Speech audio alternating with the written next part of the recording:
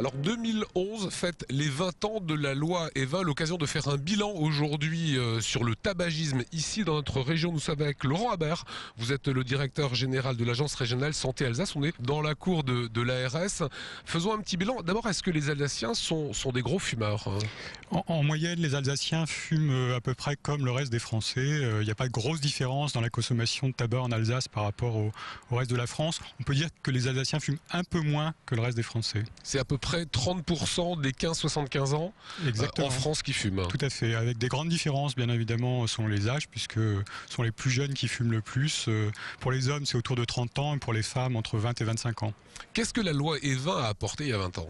Alors la loi Évin a apporté beaucoup de choses, notamment par l'interdiction de fumer dans les lieux publics. Elle a été complétée par beaucoup d'autres dispositions depuis lors.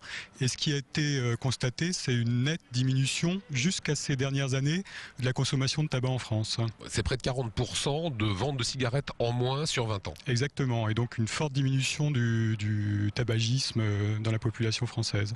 Jusqu'à ces dernières années, puisque les données les plus récentes, qui datent de l'année dernière, montrent un rebond de la consommation du tabac dans notre pays. Alors comment on l'explique avec toutes les mesures qui sont prises actuellement, interdiction dans les lieux publics, packaging particulier sur les cigarettes, comment on explique qu'aujourd'hui on fume? C'est essentiellement en fait lié au tabagisme des femmes.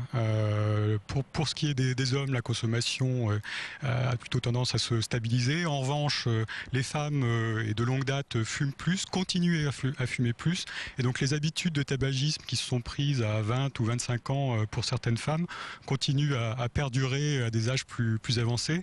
C'est essentiellement ce qui explique qu'on a des taux de tabagisme plus importants. Voilà, la gente féminine refume plus qu'avant. Elle refume plus qu'avant et malheureusement elle développe plus de cancers et il y a plus de décès liés au tabagisme chez les femmes aujourd'hui.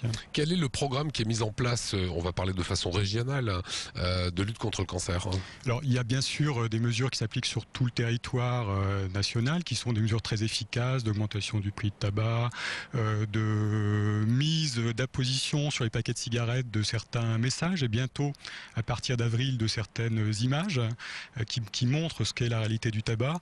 Au niveau régional, ce sont essentiellement des actions de prévention qui sont financées, développées par les pouvoirs publics auprès notamment des élèves, puisqu'il est important que le tabagisme, les habitudes de tabac ne se développent pas sur la population la plus jeune. C'est, je crois, un signe et une nécessité, une condition absolue pour que les adultes plus tard fument moins. Donc aujourd'hui, il faut continuer à faire de la pédagogie, c'est ce que vous dites? Exactement, essentiellement de la pédagogie auprès des jeunes, des adolescents, c'est une priorité de l'agence, et puis auprès des femmes, et notamment par exemple pendant la période de maternité, pour faire en sorte que cette période de maternité soit aussi une période de décrochage des habitudes de tabac.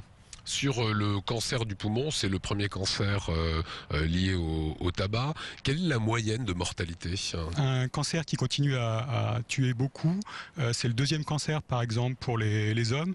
Ce dont on s'aperçoit, c'est que pour les hommes, la mortalité a régressé au cours des dernières années parce que progrès médical, même si ça continue à être un cancer important. En revanche, pour les femmes, comme je le disais, les taux de mortalité ont considérablement augmenté.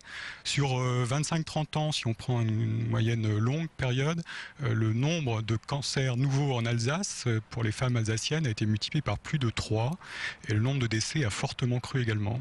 Voilà, merci Laurent Habert pour ces informations. Le site de l'ARS s'affiche actuellement sur l'écran.